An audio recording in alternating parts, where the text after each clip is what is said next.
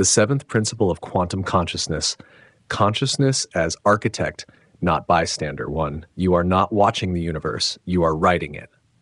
Most people live as though they're spectators of reality, reacting to events, adapting to circumstances, surviving conditions.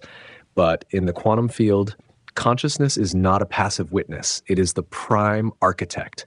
It does not merely observe outcomes, it shapes them. Your thoughts are not whispers, they're blueprints. Your focus isn't a flashlight, it's a chisel carving reality. To live unconsciously is to let the blueprint default to fear, habit, and reaction. To live consciously is to reclaim the pen and draw deliberately. 2. Intention is architecture in action. Every intention you hold is a structural force. It isn't vague hope, it's instruction to the field. When you intend to heal, to forgive, to create, you're not just wishing, you're constructing. The quantum field rearranges in response to the clarity of your inner architect. Intention with belief is scaffolding. Intention with doubt is demolition. Consciousness doesn't just send energy, it builds frameworks. And over time, what you consistently hold in consciousness becomes your architecture of experience. Victimhood dissolves in the light of agency. This principle dismantles the paradigm of victimhood, not by denying trauma or injustice, but by reactivating personal power. Even when circumstances are harsh, consciousness still holds the hammer. You may not control what happened, but you control how it is framed, stored, and rewritten in your field. A person abandoned in childhood can either architect a life of self-sabotage or self-responsibility. The difference isn't in what occurred, it's in how consciousness decided to define it.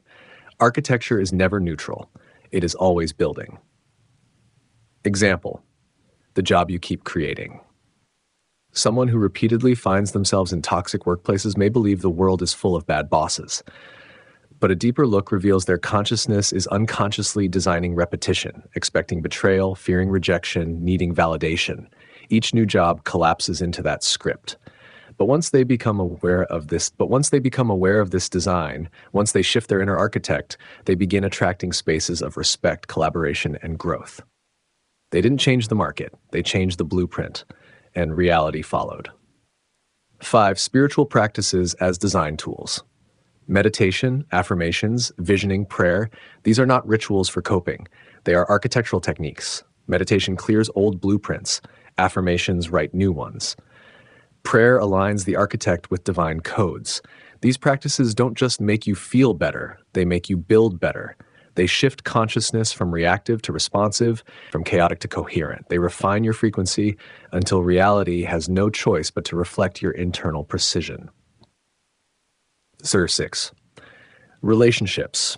Designed by internal code. You don't find people. You summon them through design. The quality of your relationships is not random. You are the architect projecting emotional blueprints, self-worth, boundaries, availability. If you're holding a design of abandonment, you will draw people who validate it. If you upgrade the internal code to love, reciprocity, and safety, those who cannot meet it fall away. The design doesn't lie. Consciousness doesn't attract what you want. It constructs what you're calibrated to hold. 7. The collapse of fate under conscious creation. Fate is simply the name given to unconscious architecture. What feels inevitable is often just unexamined. When people say, "This always happens to me," what they're describing is a blueprint running on autopilot. But the moment they bring awareness to the pattern, pause, question, reframe, they become the architect again. Karma is not a prison. It's a drafting table. What you designed yesterday can be redesigned today. The pen never left your hand. You just forgot you were writing. 8. Collective consciousness as shared blueprint. You are not designing in isolation. You are one architect in a city of billions. Collective beliefs create shared structures, institutions, cultures, economies. But even here, the conscious individual wields more influence than they know. One visionary shifts the blueprint of an era. One truth-teller cracks open stagnant codes. The more conscious you become, the more precise your impact. The unaware build by default. The awakened build by design. And every system you walk into begins to reconfigure around your clarity. To live as architect is to live awake. To embody this principle is to stop waiting and start building. Not recklessly, but consciously.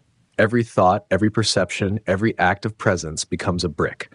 You don't beg the universe to give you what you want. You design for it. You don't wish for healing, you architect it through choice. You stop blaming fate, doubting timing, and outsourcing your story. The blueprint is already alive inside you. The only question is, will you live by default or live by design? Consciousness is not the audience, it is the builder, and the stage is yours.